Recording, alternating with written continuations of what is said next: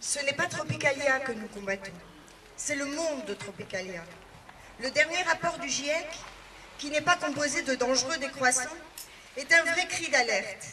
Nous allons dépasser 2,7 degrés de réchauffement d'ici 2100 et nous n'avons qu'une dizaine d'années pour réagir.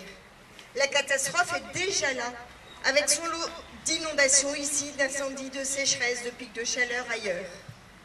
Changer de cap pour amortir le choc devrait être la priorité absolue de nos gouvernants, mais il n'en est rien.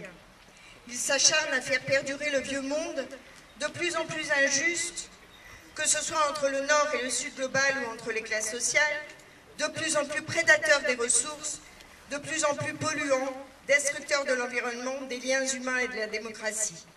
Il faut rompre avec ce système qui se nourrit, entre autres, de projets financiers insensés dont Tropicalia est un exemple caricatural. L'avidité de quelques-uns au détriment de tous. Au moment où nous savons que plus un mètre carré de terre agricole ne doit être bétonné, tant l'agro-industrie a fait de ravages sur les terres cultivées, nous décroissants, dénonçons l'emprise sur les terres de ce projet complètement inutile. Miser sur Tropicalia, c'est aussi miser sur un tourisme de masse, devenu lui aussi un non-sens. Il faut aller vers des activités responsables qui ne promeuvent pas de déplacements intempestifs.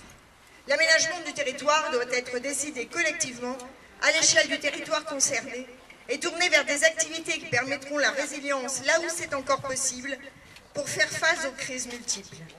Extraire des milliers de tonnes de matière pour réaliser un projet comme Tropicalia alors que les scientifiques lancent depuis longtemps des alertes sur la raréfaction des ressources est tout aussi inacceptable. Et que dire de prendre un risque sanitaire pour notre flore et notre faune? La crise du Covid ne nous a-t-elle rien appris? Nous avons une biodiversité exceptionnelle. Préservons-la, faisons en sorte que les habitants habitent réellement ce territoire en harmonie avec les écosystèmes.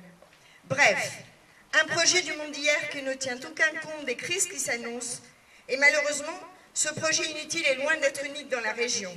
Ici, Tropicalia, à Boulogne, Pure Salmon, à Amiens, Borealia, Amazon qui colonise toute la région, et Xavier Bertrand qui demande un EPR. Ne tombons pas dans le piège de M. Guérin qui tente de repeindre en vert son projet, ce qui est largement repris dans les médias mais ne change rien à son inutilité et à son caractère destructeur. Capitalisme vert, économie circulaire, développement durable ne sont que des leurres qui permettent au capitalisme de rebondir.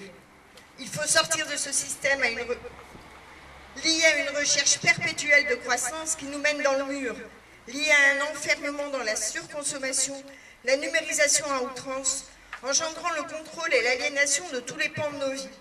L'urgence est d'opérer une rupture qui rende possible un avenir moins sombre pour nos enfants. Lutter avec force contre tous ces projets et créer parallèlement autant de projets alternatifs que possible. Installer des maraîchers, des paysans, des artisans, des activités industrielles pérennes et relocalisées. D'autres mondes sont possibles, plus paisibles, plus conviviaux, plus justes. Si nous abandonnons cette religion du progrès technoscientiste et de l'art en roi, assis sur la domination des plus faibles, comme seul horizon possible. Ce projet est emblématique du monde que nous, décroissants, combattons.